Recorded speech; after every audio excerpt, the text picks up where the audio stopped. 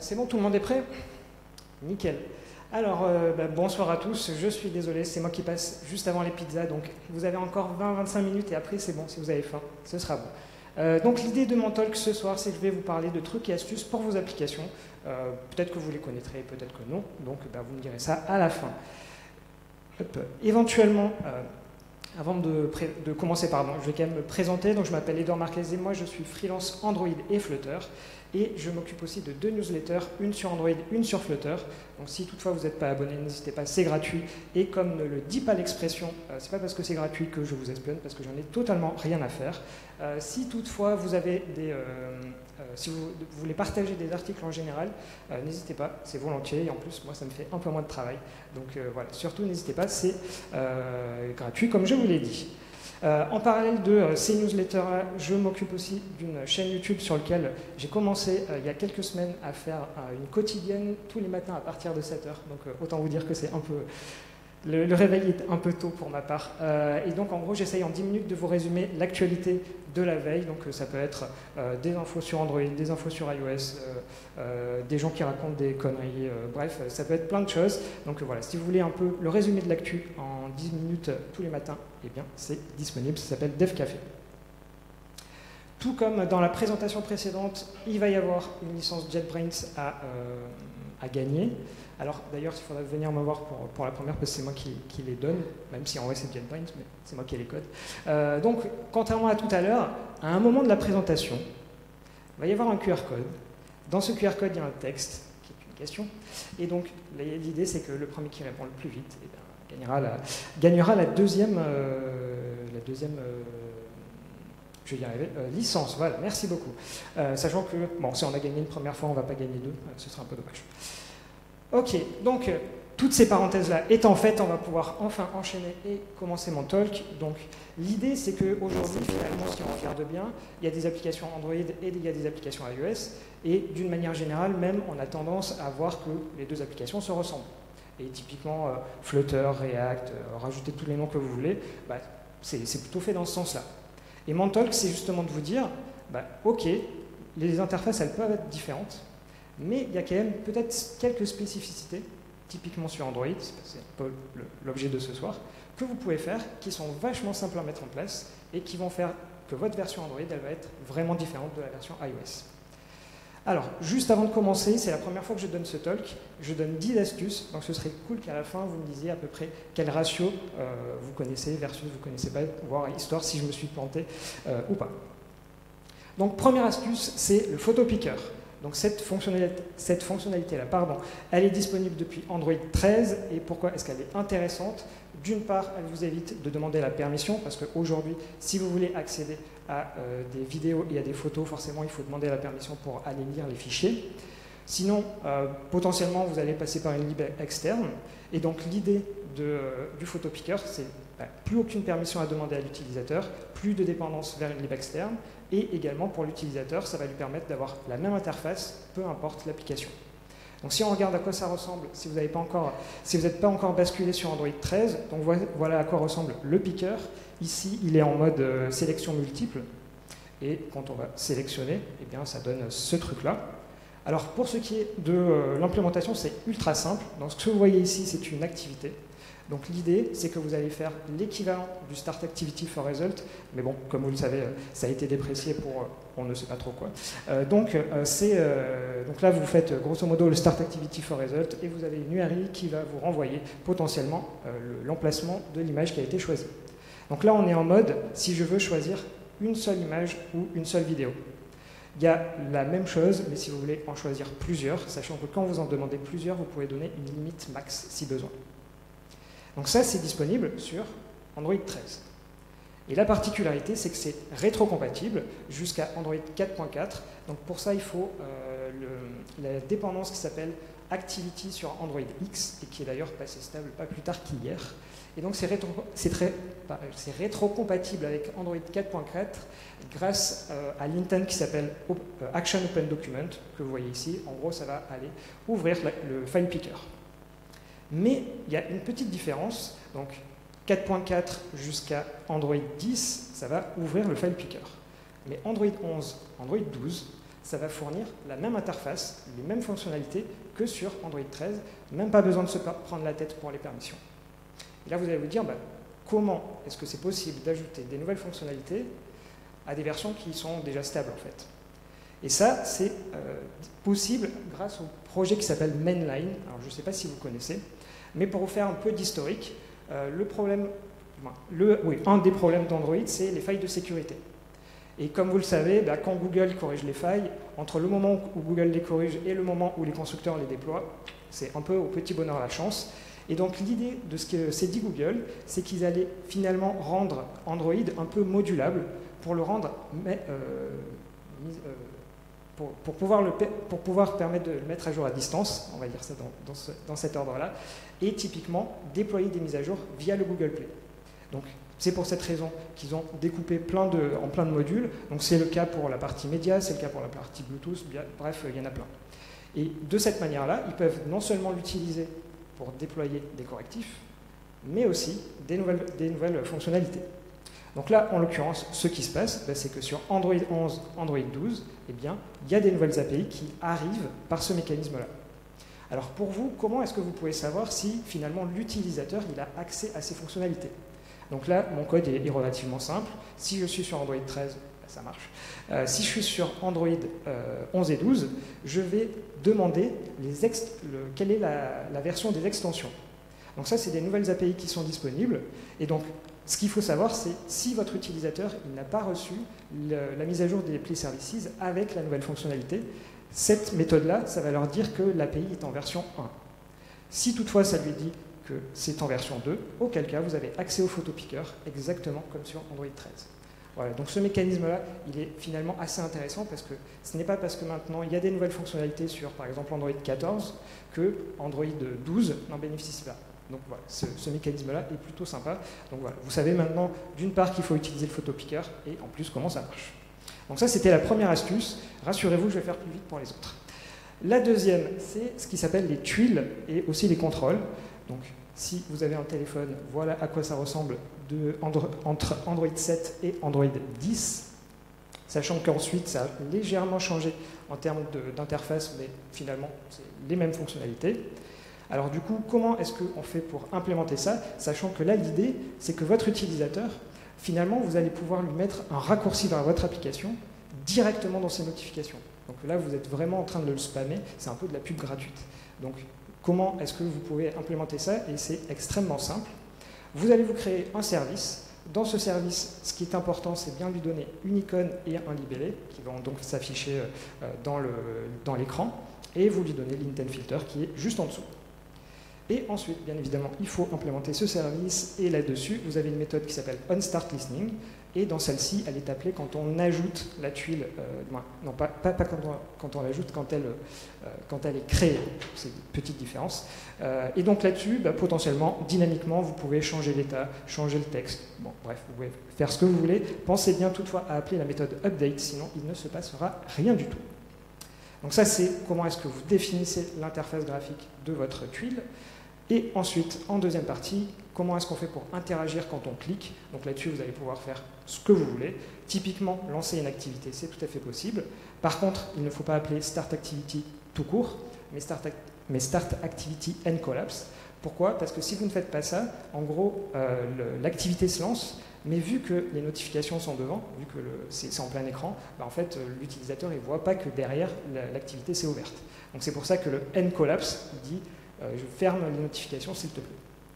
Donc ça, c'est la première possibilité. Et la seconde, vous avez aussi la possibilité d'afficher un dialog si vous avez envie.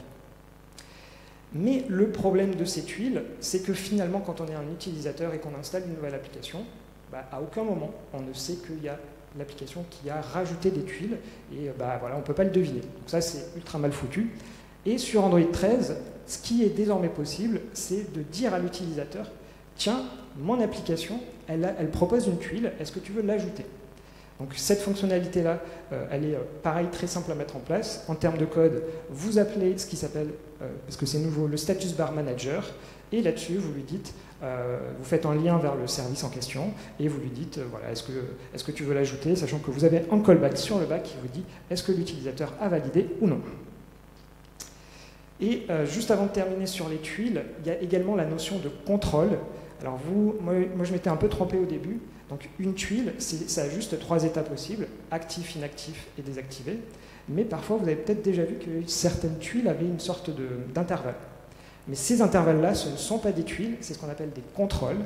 Et en fait, les contrôles, c'est lié à ce que vous avez défini comme application pour gérer votre maison. Cette application-là, il n'y en a qu'une, généralement c'est Google Home ou je sais pas, Alexa, n'importe quoi. Donc si vous êtes l'application qui gère la maison, vous avez accès à ça, sinon ce n'est pas le cas. Donc a priori pour 99% d'entre vous, bah, c'est juste les API que j'ai montrés avant. Donc voilà, petit truc que vous pouvez mettre très facilement dans votre appli. Ensuite, numéro 3, on va aller très vite pour le coup, c'est la catégorie de votre application. Alors lorsque vous installez une application sur Google Play, sur n'importe quoi, automatiquement, il y a votre application, on va lui assigner une catégorie et quand on va interroger l'application info, ça va vous dire bah, c'est telle catégorie. Par contre, si vous installez cette même application à la main, bah, la catégorie elle est vide. Et donc, vous pouvez, dans votre application, définir justement quelle est la catégorie de votre application. Alors, pourquoi est-ce que ça peut être utile de donner ça? On se dit, bah, quel est l'intérêt? C'est tout simplement qu'il y a certains launchers qui permettent aux utilisateurs de faire des filtres par catégorie. Donc, voilà, c'est une ligne de code, ça vous prend 3 minutes, sachant que des catégories, il en existe une dizaine de mémoire. Mais vous ne pouvez pas en inventer une, par contre. Donc ça, c'était la numéro 3. Numéro 4, c'est le raccourci dans les paramètres. Donc, quand vous ouvrez les paramètres, voilà à quoi ressemble une application en temps normal. Et le petit changement que vous pouvez faire, c'est celui que vous voyez ici, c'est rajouter l'item qui s'appelle paramètres supplémentaires dans l'application. Donc l'idée, c'est que quand vous allez cliquer sur ce bouton, ça va ramener l'utilisateur vers votre application. Donc là, dans l'idéal, vous allez le rediriger vers les paramètres de votre application. Et là-dessus, dans l'idée, je vous ai dit ce soir, tout est ultra simple, et vous allez voir qu'en effet, c'est ultra simple. C'est juste un intent filter à rajouter sur une activité, et ça rajoute tout de manière automatique. Toujours sur les choses simples, au niveau de la gestion du stockage, donc si on retourne dans notre partie paramètres, vous avez donc votre stockage ici, et l'info à regarder, c'est, vous voyez, vous avez 2 boutons, effacer tout le stockage et effacer que le cache. Donc là-dessus, vous n'avez aucun contrôle. C'est-à-dire que quand vous faites le bouton à gauche, effacer le stockage, ça enlève toutes les données de l'utilisateur. Et là-dessus, vous allez pouvoir faire une petite modif, que vous voyez juste ici. Donc ça remplace le premier bouton par gérer l'espace. Et quand vous allez cliquer, c'est exactement le même principe que tout à l'heure. Donc là, les Play Services, par exemple, ils utilisent ça. Donc quand vous cliquez sur gérer l'espace, ça va vous donner accès à votre écran. Et là, vous allez pouvoir indiquer, peut-être de manière plus fine, qu'est-ce que vous voulez supprimer. Typiquement, les Play Services, ils disent voilà, les données de recherche, voire effacer tout. Donc là, c'est exactement la même chose. Et là, pour le coup, on va voir une API qui existe depuis Android 1. Donc voilà, pour le coup, on est vraiment depuis les tout débuts.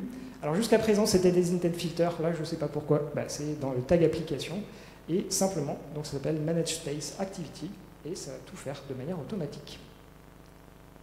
Ensuite, numéro 6, conserver les données de l'utilisateur. Alors ça, peut-être que les précédentes, vous vous dites peut-être que ça ne sert à rien, mais pour moi, celle-là, elle est vachement importante, et là aussi, c'est une ligne de code, donc je vais vous expliquer. Quand vous désinstallez une application, qu'est-ce qui se passe? L'utilisateur, il perd à la fois les données du code de l'application, c'est normal, mais aussi ses données utilisateurs. Et si toutefois vous voulez conserver les données utilisateurs, vous êtes obligé d'avoir le mécanisme de backup qui est ultra chiant à mettre en place. Et en fait, vous n'êtes pas obligé de vous embêter. Pourquoi? Parce que vous avez la possibilité d'avoir une pop-up légèrement différente qui permet à l'utilisateur de dire en fait, je veux désinstaller l'application uniquement le code, par contre, les données utilisateurs, je veux les conserver. Et donc, c'est juste une case à cocher pour l'utilisateur, et pour vous, c'est une ligne de code. Alors, ne me demandez pas pourquoi ça s'appelle As Fragile User Data. Donc, je ne sais pas en quoi est-ce que c'est être fragile que d'avoir cette pop-up là. Mais, donc voilà. Vraiment, c'est une ligne à changer. Je ne sais pas pourquoi ils l'ont pas mis par défaut, parce que vraiment, ça vaut le coup. Ensuite, numéro 7, expliquer les permissions. Donc, comme vous le savez, sur Android et même sur iOS, c'est la même chose. Il y a certaines permissions qui sont un peu plus dangereuses en termes de vie privée, à savoir l'appareil photo, le micro et la localisation. Et là-dessus, quand vous allez dans l'écran des paramètres, normalement, et que vous demandez ces permissions-là, ça ressemble à ça. Et pareil, vous allez avoir la possibilité de donner une version avec des petits i à côté. Et ces petits i, ben vous allez pouvoir rediriger là aussi vers votre application pour justement expliquer à l'utilisateur pourquoi est-ce qu'il faut l'appareil photo, etc., etc. Et donc là, à nouveau, c'est aussi compliqué que de rajouter un intent filter. Dans la même veine, donc là c'est dans l'écran des paramètres. Alors la deuxième variante, moi j'y vais jamais, mais au cas où. Donc dans les paramètres du téléphone, vous avez une section qui s'appelle confidentialité. Et là-dedans, vous avez un tableau de bord de confidentialité qui ressemble à ça. Et en gros, ça permet à l'utilisateur de voir par permission quelles applications ils ont utilisées. Et donc là, par exemple, si je clique sur la permission position, ça va me faire une timeline qui m'indique telle application a utilisé à tel moment la position. Et de la même manière que tout à l'heure, donc ça c'est la version si vous ne faites rien, comme tout à l'heure, on a la possibilité de rajouter le petit i, et donc comme tout à l'heure, c'est exactement la même chose. Il y a un intent filter différent à donner. Alors pourquoi est-ce que c'est juste Android 12 ? Parce que tout simplement le dashboard n'existe que depuis Android 12. Ensuite, numéro 8, on est bientôt à la fin, partager une URL. Donc là-dessus, ce qui se passe, c'est quand vous faites le multitâche sur votre application, normalement, vous avez ceci. Et la possibilité que vous pouvez avoir et que vous avez peut-être déjà vu, c'est d'avoir le petit lien qui est juste en dessus, pardon, et quand vous cliquez dessus, potentiellement, ça va vous afficher, ça va vous permettre d'accéder à ce lien. Alors là, je suis censé enchaîner sur le slide d'après, mais normalement, vous êtes censé scanner le QR code. Hein, donc, Exactement. Merci. Donc la question, c'était qui est le créateur d'Android et Andy Rubin. Donc voilà, il faudra que tu viennes me voir pour la licence. Oui, du coup, comment est-ce que, sans transition, comment est-ce qu'on fait pour avoir ce petit lien pour les utilisateurs? Donc ça peut, un bon exemple d'utilisation de ça, c'est vous êtes une application genre Le Monde, et vous pouvez permettre aux utilisateurs de partager le lien de l'article. Donc là-dessus, c'est un peu différent. Il faut aller dans votre activité, et vous savez, passé une époque, Google était à fond sur la partie assistant, et maintenant, vu que le truc, tout le monde s'en fout, grosso modo, en fait, ils ont détourné le truc pour permettre, dans la méthode qui s'appelle onProvideAssistContent, de donner une web URI, et automatiquement, cette URI va donc être affichée dans le multi-tâche. Pardon, je cherchais mes mots. Donc en termes d'API, c'est Android 6, mais ça ne va être visible dans le multitâche qu'à partir d'Android 12, parce que c'est de l'interface graphique. Allez, il en reste plus que 2, vous allez bientôt manger une pizza. Donc la numéro 9, c'est le notch. Et donc si je vous parle de notch, vous allez forcément penser à Dynamic Island côté iOS. Et d'ailleurs, si vous voulez troller les gens d'iOS, donc ils ont acheté, alors moi aussi, donc vous pouvez me troller moi au premier plan. Donc Dynamic Island, c'est la possibilité d'avoir une sorte de notification améliorée d'une certaine manière. Mais tout ça, c'est très sympa, mais ce sera disponible que dans Android 16.1, donc en gros dans 2 mois. Donc les gens qui ont acheté un téléphone aujourd'hui, on leur a bassiné que c'était génial, mais en fait, ils ne le voient jamais. Donc ça, c'est ce qui est possible côté iOS. Et une fois que vous avez cassé votre PEL, vous êtes content. Maintenant, si vous ne voulez pas casser votre PEL, comment est-ce qu'on fait sur Android? Et la bonne nouvelle, c'est en plus que ça existe depuis quelques versions déjà. Donc ici, à gauche, vous avez un exemple qui avait été fait, vous voyez, par Cyril Mottier en 2018. Alors pourquoi est-ce qu'il avait écrit ce billet-là à l'époque? Alors juste en termes d'effet, peut-être que vous ne le voyez pas très bien. En gros, quand il scrolle, en haut, vous avez la progression, et cette progression va suivre le contour du notch. Donc, pourquoi est-ce qu'il avait écrit son article en 2018? C'est tout simplement parce que les premières API étaient disponibles sur la preview 1 d'Android 9. Et pourquoi est-ce que c'était été? Parce que Google n'ont pas mis longtemps à virer l'API, à savoir dès la preview 2. Et donc, on s'est dit, entre-temps, on ne pouvait rien faire. Mais en réalité, depuis Android 12, eh bien, ces API sont de retour. Donc aujourd'hui, vous avez totalement la possibilité de refaire ce truc-là et donc de narguer tous les gens qui sont sur iOS parce que Android 12 existe depuis longtemps. Alors comment est-ce qu'on fait ça? Tout simplement, vous récupérez dans le display de votre application, vous avez un cutout et sur ce cutout, vous avez 2 API qui peuvent vous être utiles. La première, elle va vous retourner le bounding rect, donc les coordonnées du notch. Par contre, bounding rect, ça a un inconvénient, c'est que c'est un rectangle. Sauf qu'on l'a vu précédemment, c'était un parallélogramme, et ça ne va pas nous permettre de le deviner. Donc c'est pour ça que depuis Android 12, maintenant on a la version cutout path, et pour le coup, avec un path, vous avez forcément le bon truc. Donc ce qu'on a vu précédemment, c'est totalement faisable. Et ensuite, vous avez vu que côté iOS, la notification qui s'affichait, elle avait exactement le même angle que l'écran du téléphone. C'est pareil, il existe aussi une API qui permet de savoir point par point plutôt, quel est l'angle de votre téléphone. Donc voilà, si vous voulez faire des trucs avec, c'est tout à fait possible. Donc aujourd'hui, il y a plein de monde qui est en train de dire il faut que Google ajoute des API pour avoir Dynamic Island. Non, parce que ça existe déjà en fait. Donc voilà. Typiquement, voilà, moi je me suis amusé à faire ça en Flutter pour rajouter un peu de complexité. Donc on peut aussi le faire autour d'une caméra, ça marche super bien. Donc voilà, cutout path, c'est ultra simple à mettre. Et donc voilà, je vous disais, qu'est-ce qui peut rendre votre application unique? Vous avez des exemples. Ensuite, numéro 10, et c'est la dernière, donc vous allez bientôt manger les pizzas. Et d'ailleurs, bon appétit à ceux qui sont sur Twitch, mais je pense qu'ils ont déjà mangé. En fait, j'en sais rien. Bref, donc, depuis quelques versions, les téléphones Android ont ce qu'on appelle des vibrations HD. Donc, qu'est-ce que c'est? C'est auparavant, vous aviez votre téléphone qui vibrait et de manière linéaire, donc il n'y avait pas de différence. Et sur certains téléphones, notamment sur les pixels, vous avez la possibilité en fait de faire différents niveaux de vibration. Donc ça existe depuis assez longtemps sur les iPhones, et en l'occurrence c'est iOS 13, donc sachant qu'on est iOS 16 aujourd'hui. Et l'avantage côté iOS, c'est qu'ils ont même des super outils à disposition.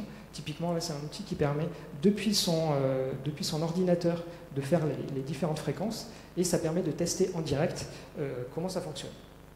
Bon, ça c'est sur iOS, mais on n'a pas ça sur Android, désolé. Du coup, comment est-ce qu'on fait l'équivalent?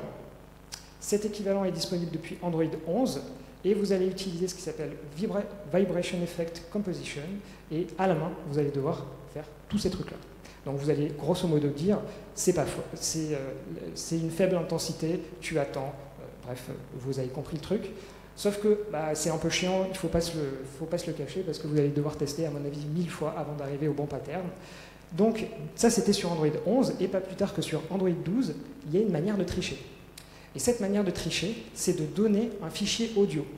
Donc ce que vous allez faire, vous allez lancer le Media Player, vous allez lui donner une chanson, une musique plutôt, dans laquelle vous allez, peu importe son format, on n'en a rien à secouer, dès lors que le Media Player arrive à la lire, c'est bon.